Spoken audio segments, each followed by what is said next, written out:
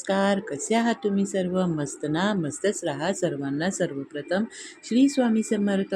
तर फ्रेंड्स, चला आजची रेसिपी आहे गीठ गुलाबजामची. तर माझ्याकडे ना गीठचं पॅकेट होतं. मी गुलाबजामचं कारण मला गीठचंच पॅकेट आवडतं गुलाबजाम बनवायला, आणि डुगुला गुलाबजाम फार आवडतात. त्याच्यामुळे मी बनवत असते गुलाबजाम त्याच्यासाठी वगैरे, आणि इशीला पण आवडतात, पण इशीपेक्षा जास्त डुगुला आवडतात. तर इथे आहे ना मी कोणतं पॅकेट घेतलं हे आहे ना, व्हिडिओ थोडा स्किप झाला फ्रेंड, समजून घ्या. तर हे ना माझ्याकडे ना गीठचं पॅकेट होतं, आणि माझ्याकडे ते पॅकेट ना मोठंवालं होतं. तर मी आहे ना त्याच्यामध्येच 100 गुलाबजाम होतील ना असंवालं पॅकेट होतं. तर मी काय केलं, ते ना ह्या मोठ्या भांड्यामध्ये ओतलं. त्याच्यानंतर त्याला आहे ना दुधामध्ये बराच वेळ असं भिजवून ठेवलं होतं. त्याच्यानंतर पुन्हा जितकं दूध जिरवून घेतलं ना, तसं तसं मी पुन्हा पुन्हा दूध टाकून ना त्याला एकदम छान असं सॉफ्ट केलं. कारण की आपण जेवढं त्याला सॉफ्ट करू ना, तेवढे गुलाबजाम खूप छान आणि टेस्टी लागतात. आणि दुधात मळलेलं कधीही चांगलं. कोणी कोणी पाण्यामध्ये सुद्धा मळतं, पण मला तरी असं वाटतं की पाण्यापेक्षा दुधाचं बेटर आहे. तर इथे आहे ना माझं छान असं दुधामध्ये पीठ मळून झालेलं आहे, बघू शकता इथे तुम्ही. आणि मुरलंसुद्धा खूप छान होतं. खूप सॉफ्ट पीठ झालेलं आहे. आणि गुलाबजाम पण ना इतके छान झाले होते ना, की पुढे तुम्हाला ते दिसेलच. तर इथे ना डुग्गूसुद्धा मध्ये मध्ये करत होता, मला करूच देत नव्हता. आणि त्याचं म्हणणं होतं की मी त्याला गुलाबजाम द्यावा, म्हणजे एक पिठाचा गोळा द्यावा.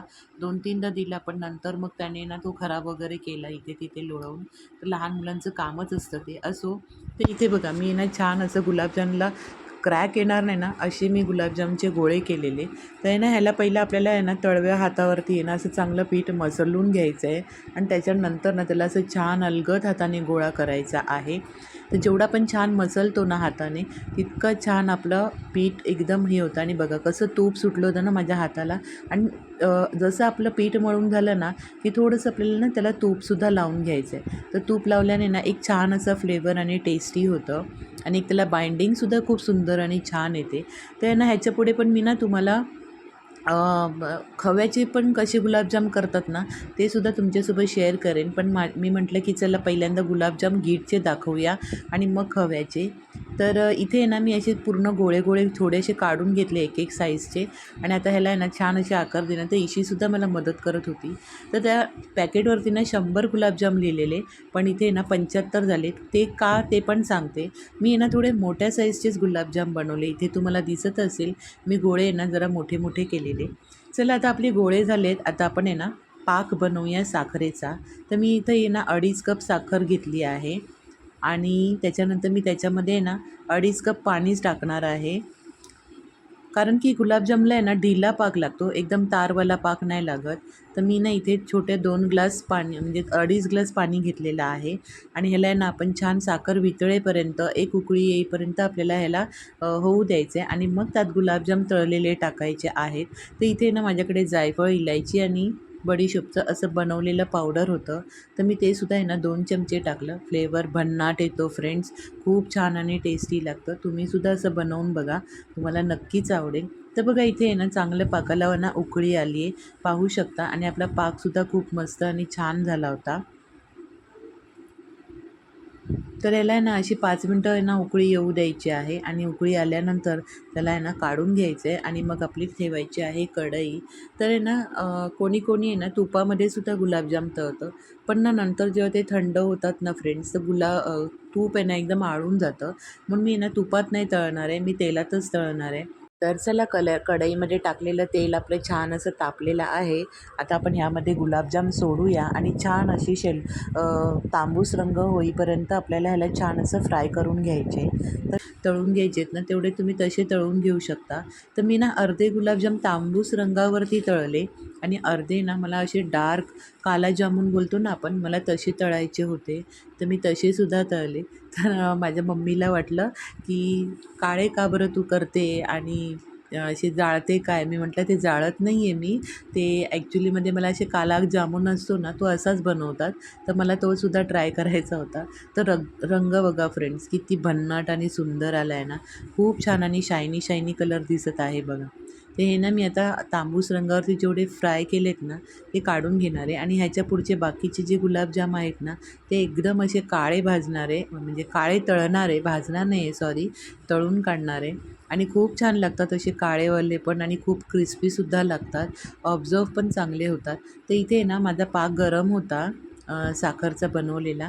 तर आता मी त्याच्यामध्ये हे जे तळलेले गुलाबजाम होते ना ते सोडणार आहे आणि थोडा वेळ ना ह्याला झाकण लावून ठेवणार आहे, जेणेकरून ना ते पाकामध्ये चांगले मुरतील आणि ऑब्झर्व होईल सगळं पाक गुलाबजाममध्ये.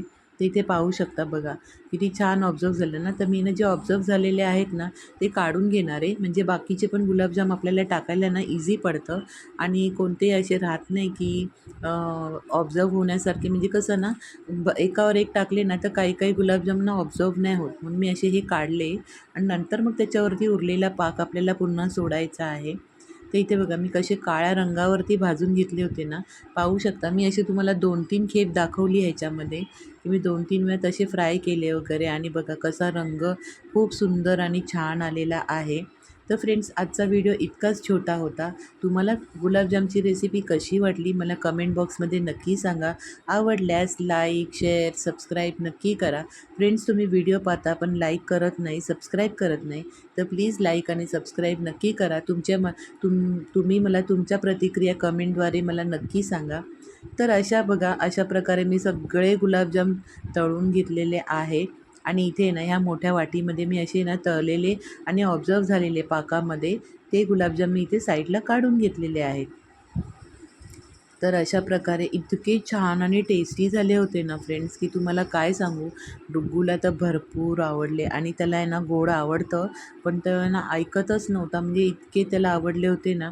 आणि संपल्यानंतर पण त्याचं चाललं होतं की मम्मी गुलागुला, म्हणजे गुलाबजाम, तो गुलागुला करत होता. तर तो गुलाबजामला गुलागुला म्हणतो.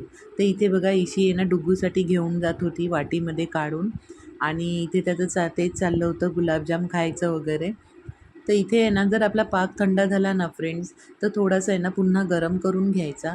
आणि कारण की गरम गरम पाकच चांगला ऑब्झर्व होतो गरम गुलाबजाममध्ये सुद्धा.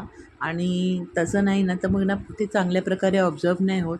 इथे ना माझा थोडासा पाक ना कमी झाला, कारण की काय झालं ना गुलाबजाम छान ऑब्झर्व झाले बघा, किती सुंदर आणि शायनी दिसतात आहे ना. टेक्स्चर कलर पण बघा त्याचं किती सुंदर आलेला आहे. तर मला इतका आनंद झाला होता ना की खूप छान झाले होते. असं नाही, मला नेहमीच म्हणजे गुलाबजाम माझे छानच होतात. पण मी ना हे गेटचे फर्स्ट टाईम अशा प्रकारे बनवले. नाहीतर आम्ही खव्यातले वगैरे बनवतो, नाहीतर दुसरे हल्दीरामचे वगैरे असे पण बनवतो वगैरे. हल्दीरामचं पण पॅकेट वगैरे येतं ना ते सुद्धा बनवतो. तर बघा मी तुम्हाला आतमध्ये फोडूनसुद्धा दाखवते. सगळं पाक छान ऑब्झर्व झालेला आहे अशा प्रकारे. तर चला भेटूया, बाय बाय आणि सर्वांना श्री स्वामी समर्थ.